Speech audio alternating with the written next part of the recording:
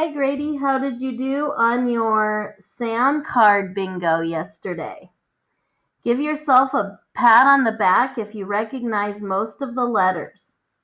You get to play that again, but first we're going to look at a sample that a first grader who is just beginning to learn about writing did. Today you can also play the Match It game again and out of order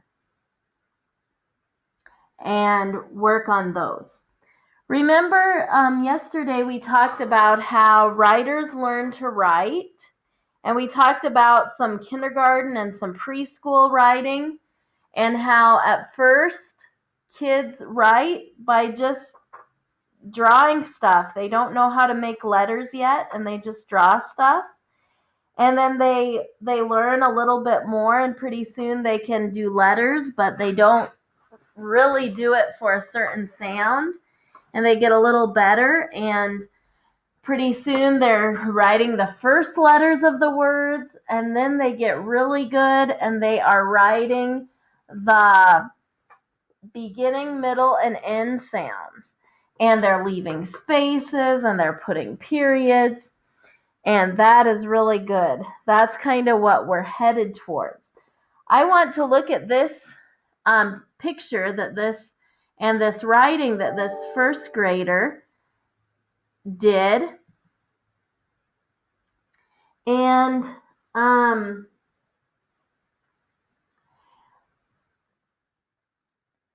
this has some really good things about the writing. So first I'm going to do the glows about this writing. This student uses some beginning sounds. Like, look at this. She used the PL, pull. That's good that she knew that blend. It says, I am playing. And she has her with her friends. It looks like it might be a girl because they have dresses on and they are playing. She also uses some high frequency words, I and am. High frequency words are words that are used a lot. And she drew 6 X's where she was going to, where the writing starts. She drew 6 X's.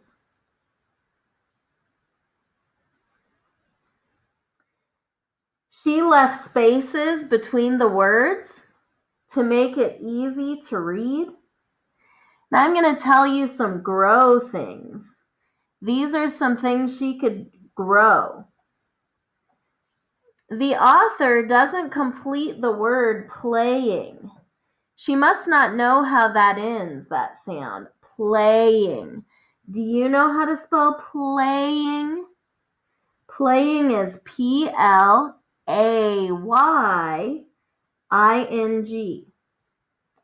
Also, she could have done more details on her story than in the picture. Look how many details she put on her picture.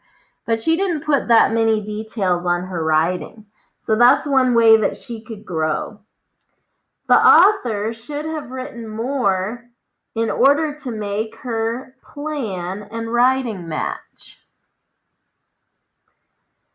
And the author did not use punctuation. She didn't put any periods or anything like that. So those are some things that she could do to get better, that she could use to improve. Now we're going to look at another story.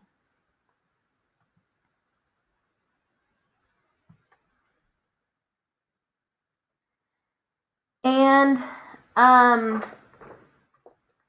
this is, it says, I am a ninja on Halloween. So first I'm going to tell you the glows. The author used some beginning, middle, and ending sounds. Right here it's n, in, j. in ninja. N and J are in ninja. He stretched out the words he spelled, like Halloween.